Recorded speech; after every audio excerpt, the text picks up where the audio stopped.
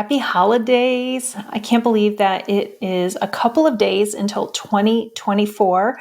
Merry Christmas to those that just celebrated. And thank you so much for joining me today. I wanted to come on and do this solo episode. First, I want to thank you for being a part of my community. Thank you so much for listening to these podcasts. I was doing an exercise this week that I personally love and that has become such a huge part of my end of the year ritual. And I wanted to share it with you because I do believe so strongly that this is a great way for us to live.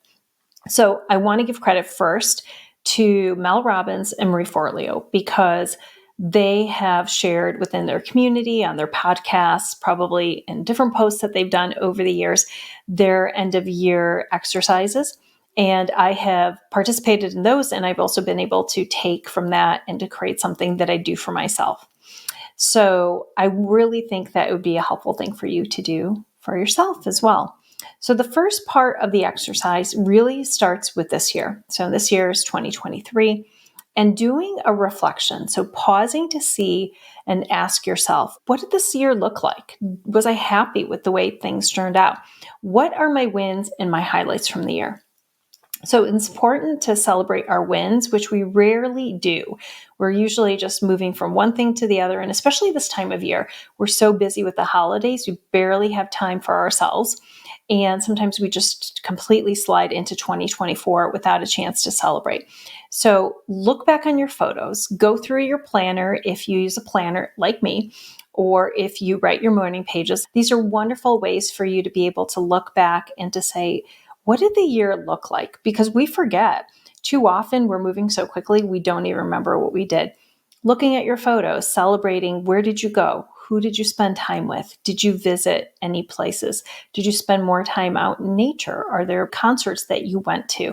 How did you spend your summer, etc.? Whatever it is, but it really give you an opportunity to just burst some memories and to celebrate those things. And then if you use a planner, or maybe you look back on your calendar, celebrate the wins. What are the things that you are so proud of personally and professionally that you accomplished this year?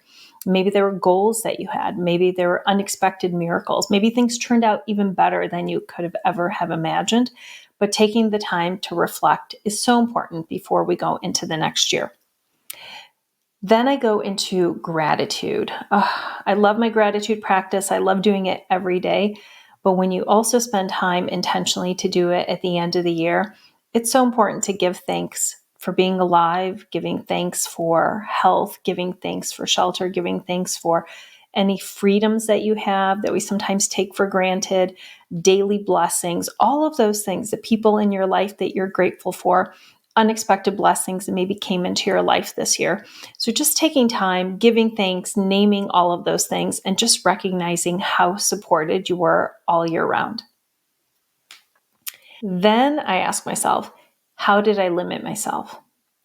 Sometimes we hold ourselves back from our goals. Sometimes the same limiting doubts or beliefs or fears or that inner critic is so loud and it's so prevalent and it's on repeat that it's important to pause and to recognize if you held yourself back, if you limited yourself in any way, why? And then how will you change that going into the next year? Then I do a lessons learned. And this is really without any sort of judgment, without any emotional attachment. What did I learn? And it could be about myself. It could be just about other things in general. What are the positive? What are the negative things? What were those lessons? And what will I do with them? After I do that, I start to focus in on the upcoming year. And this is really a beautiful part of the exercise. This is where you ask yourself, what is my intention for next year? Some people set a word. Some people set like a phrase, or maybe you do a vision board, which I also do all of these things. But it's a really great way with intention to start the new year. And this is different than resolutions because this really is going to help you set up the resolutions in a way where you'll be more successful and likely to sustain the results that you're looking for.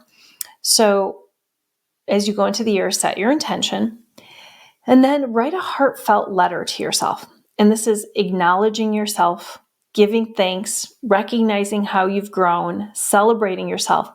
But the kicker is that you're writing it now with the upcoming year in mind, and you're not going to read it until this time next year. So I just read mine. So I just spent the end of last year, I wrote something to myself in advance, planning for what 2023 was going to look like, how I show up, the commitments I made to myself, the goals that I had personally and professionally.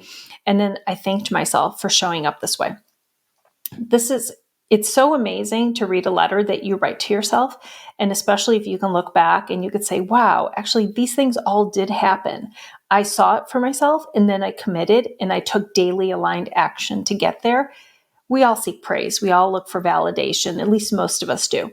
And being able to do this for yourself feels so good. So, starting the year with intention is going to ensure that the upcoming year is more aligned to your goals, to your vision, and your purpose. As I read my work from last year, I celebrated a lot of things that happened that I'd hoped for. And once we actually achieve things, sometimes we forget that at one point we wished for those or that we'd hoped for those. We forget that we worked for some of these things that we already have in our life now. I also gave thanks for things that turned out even better than I could imagine. If we let go of control and attachment into how things will turn out, sometimes things turned out even better than you could even plan.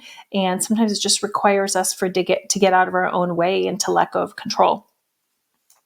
And then I recognize the areas of my life where I need some more focus. If there are things that come up year and year again, something where you didn't make the progress, or maybe there was a miss, or maybe there was a fear that held you back, spend a little bit of time with that. That gives you an opportunity to say, what's really the issue here? And can I solve this on my own?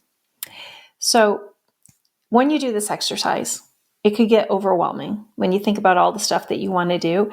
And I just want to remind you, you don't have to do this alone. I am here and I'm here to help. I'm starting a 12-week group coaching program called Live the With, and it starts on January 16th. We're going to have a module every week accompanied with breath work weekly, as well as access to my morning meditation and yoga class. And this is a wonderful way to be part of a supportive community and work through those goals together. I will guide you through the process. I will guide you every step of the way so you can gain your confidence and you can gain the skills and the tools in order to make 2024 the best year ever. If you're interested, go to my website, anetakuzma.com/livethewith, and you'll have all the details there to enroll. And if you're interested and want to know if this is for you or have additional questions, just reach out to me. You can email me, you can DM me, and I would love to schedule some time to talk to you. Have a wonderful, happy new year, and I look forward to seeing you next year.